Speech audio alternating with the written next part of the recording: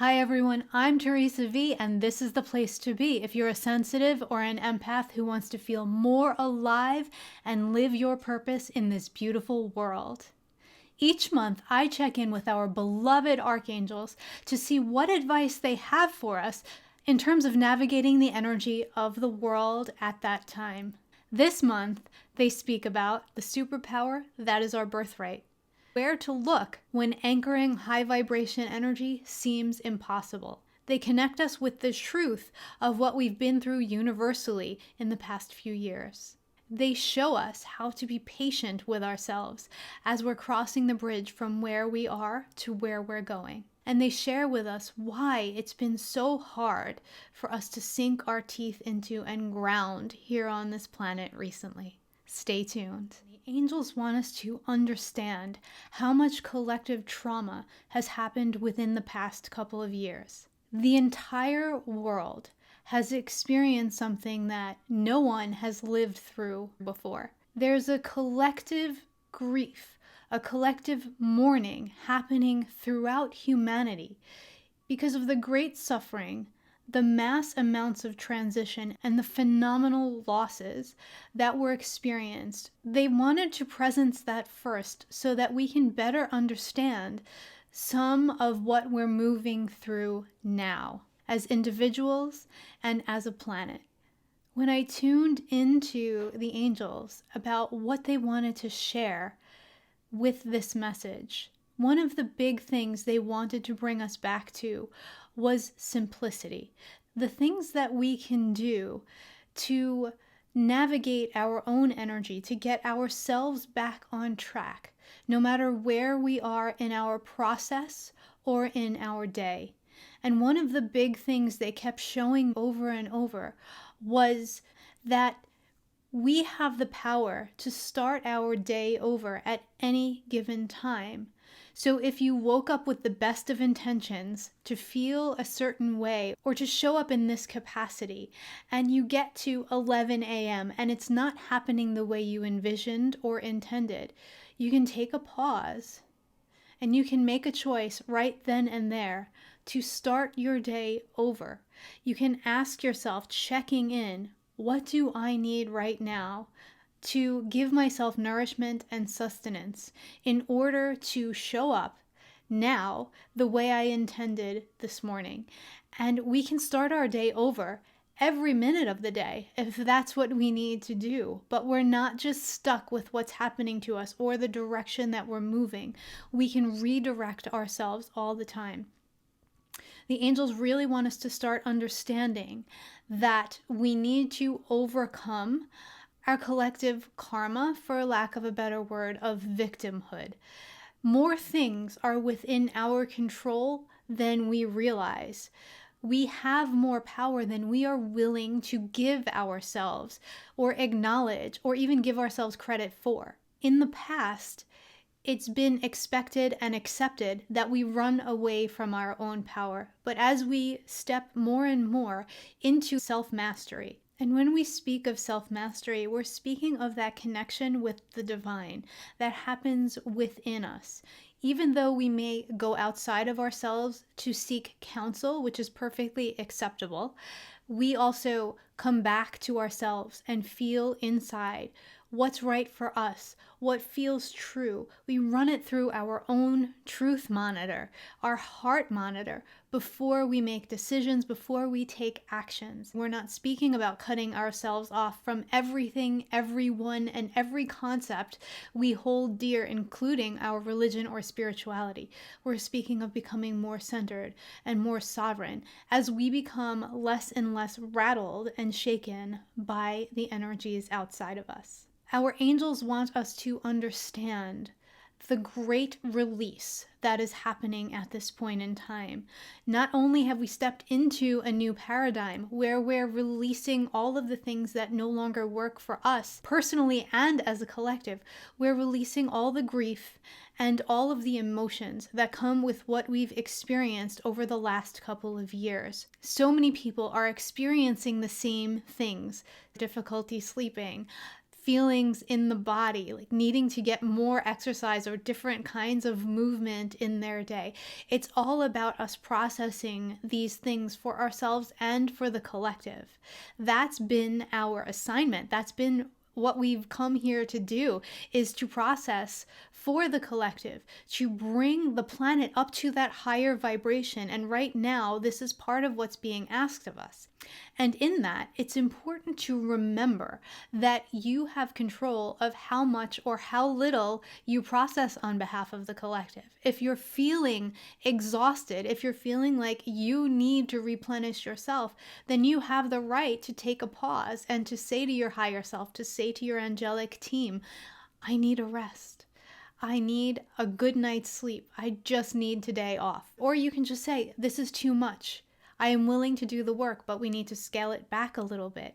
That's within your control. That's within your power. The angels are saying that because of all that we've experienced recently, there's a lot of movement. There are a lot of energies that have felt like they're blowing us one way or the other. There hasn't been anything really concrete to kind of ground ourselves down. Things have been changing so constantly, and there have been so many surprises and unexpected turns and twists in the plots of our individual lives and our planetary mental, emotional, and spiritual health. They're speaking about a general pattern that they're seeing amongst humans of feeling floaty or ungrounded, or like nothing is permanent, that sense of impermanence, and not in the way we speak about it in terms of the Buddhist philosophy, where we use that impermanence to ground in. Just, it's almost like a collective fear of being present in our own lives, because if we are truly present, if we are there with everything that's happening, we might get hurt. And our angels want to help alleviate that fear so that we can once again ground down into our lives, so that we can anchor that energy and make the shifts that we're here to make. We cannot do that if we're not grounded. We can't move energy if we don't have our feet on the ground. They're speaking about our superpowers. We have so many of our sensitive strengths. We've talked about them so often, and these sensitivities are our superpowers. However, there is one superpower that we came into this world with that we often neglect, and that is our ability to feel joy. So many clients that I work with have a hard time remembering what it's like to feel joy, just for the sake of feeling joy. We know that joy is the highest vibration of energy we can anchor as humans here, right now. And when we anchor that vibration, we radiate it out, and we invite everyone to experience it, to experience this upliftment that comes with being in a field of joy. And when someone experiences that, they start to be able to find the path to their own joy. So when we're just being in that feeling, we are actually having a ripple effect on the planet and everyone and everything that we pass, because we are in that light energy, that incredibly powerful energy of joy. People say to me all the time, how can I possibly find joy when all of this stuff is happening that is showing me the exact opposite of it, that is anchoring me in opposite emotions, making me angry, making me afraid, but oh wait, I'm spiritual, so I don't want to feel angry either.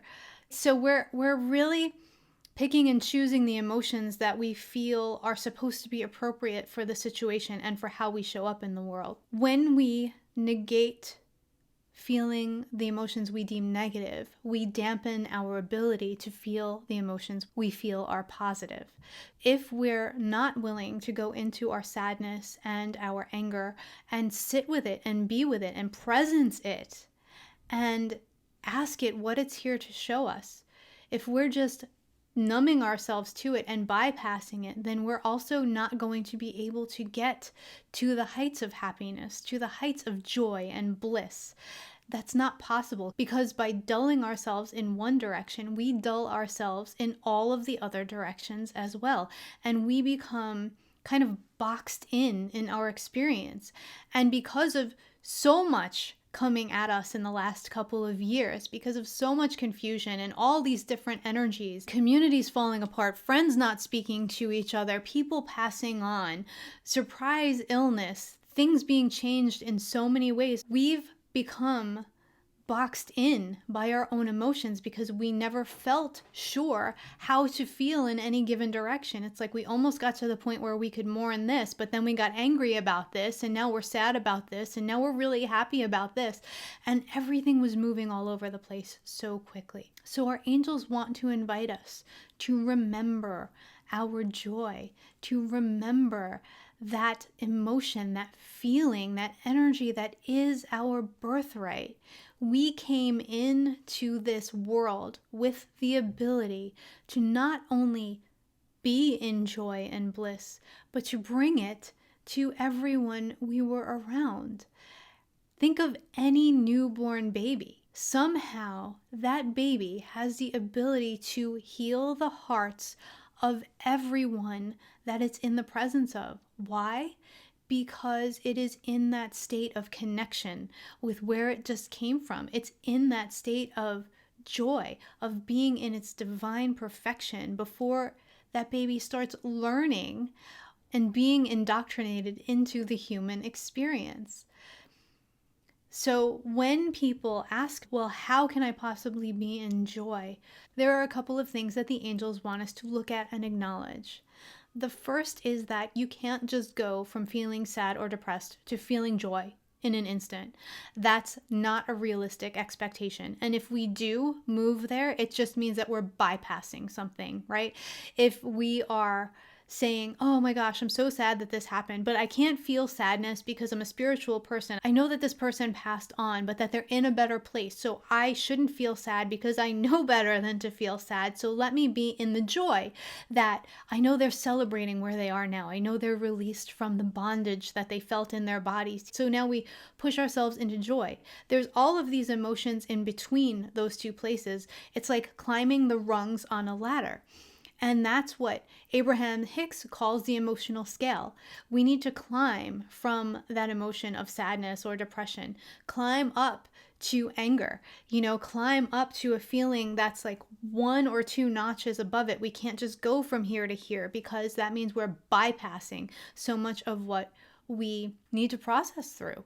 And if you're someone who does that, just be willing to sit with yourself and ask, what am I bypassing here? What is it that needs to be looked at? And then become willing to move through the stages, climb that emotional scale, acknowledge that it's just not possible in our human condition to go from one to the other. It's going to take a little while to get there, and give yourself the breathing room to do what you need to do for you to nurture yourself through that process. Now, if you're feeling depression, I'm speaking about emotional depression, not necessarily clinical depression, because that's a whole other thing. But if you're feeling depressed or deep sadness, and you get someplace where you're like, I'm really angry that this person was taken from my life, right? That's a step up. You're feeling, you're not pushing that emotion down. Very often depression is that anger turned inward on ourselves. And then the next day you wake up and you're sad again. That doesn't mean you've backslid and you're moving in the wrong direction and you should move into judgment of yourself. That means that's where you are that day. And then maybe tomorrow, or maybe later that day, you're feeling angry again, but the anger isn't as sharp as it was. You're coming to a little bit more peace with that anger, or it's moving into another feeling. It feels important to give yourself the space to just be where you are in your process, and to know that it's a dance. You step up, sometimes you step down, and then you step up 2, and then maybe down 1. But it's always going to end up with you climbing the ladder if you are willing to be present and non-judgmental of where you are at any given moment. And of course, if you need a coach or a therapist or a confidant or a friend to help you in your process, please reach out. You're not in this alone. That's part of the myth that we as sensitives have adopted. We're alone. We're the only ones that understand ourselves. No one else understands us. Reach out to somebody. If you listen into your heart about who that person should be, you'll be pleasantly surprised at what can happen. So the angels are always saying, if it seems confusing how to be highly spiritual and completely joy-filled at the same time, when there's so much work to be done, when there's so much that needs your attention, look to the dolphins. The dolphins are some of the highest spiritual beings on this planet, and they are constantly playing. There are things that they do simply to experience joy. For example, people who have studied dolphins for so many years have looked for an explanation of why dolphins surf. There's constant thinking, oh, there has to be some biological reason for this. But all they keep finding is that dolphins surf simply for the joy of surfing. And this is what the angels are saying to us. Look to the dolphins to see how this can be done, how you can remember your true nature, how you can anchor that vibration and be in your spirit of play and joy. And if that confuses you, ask yourself, well, when I was a kid, what brought me joy? What did I like to do with my friends or by myself simply for the joy of doing it? Our angels want us to understand the great strength and the incredible power that comes with being in joy. It's not just about fulfilling yourself and making yourself happy. You will be so much more sovereign. You will feel so much less rocked by the energy outside of you. And if you don't believe me, you don't have to. The invitation is for you to try it, for you to experiment with it for yourself. And if you feel like you need a little bit of support in going into play or going into joy because it doesn't feel very natural for you, call on your angels to help you with that. The angels exist in the energy of joy. And at the very least, they can come and fill your space with that frequency so that you can start to resonate there. You can start to bring your cellular structure into alignment with that energy more and more. And what I love about the angels is they do this incrementally, just like they're saying about climbing the emotional scale. We're climbing the vibrational scale. So if we're someone who's been in a very low vibration lately, for whatever reason, they will come in and start to lighten the vibration in a way that our systems can handle it. They want us to know that everything we're doing in terms of our growth and evolution is now being done in the way that we can process it and handle it best, because they need us able to show up even when we're doing this great and this deep work. We don't have the luxury anymore of doing these great energetic leaps and then being flat out on the couch for 2 weeks. They need us to be able to function every day in what we're doing. And that doesn't mean we don't get a vacation, but even when we're on vacation, we're still anchoring that frequency because we're not feeling exhausted. We're not feeling put out. And if we are feeling put out and exhausted, chances are that we're not bringing enough joy into our lives. That feels really complete from our angels for this month. If you would like more support on your journey to joy, consider joining the membership, where daily energy clearings and transmissions from the angels will become part of your experience, and our monthly community gatherings will support you on your journey no matter where you are. So many amazing shifts happen every day in the community, so I invite you to click the link in the description of this video or in the comment section below so that you can get more information or join.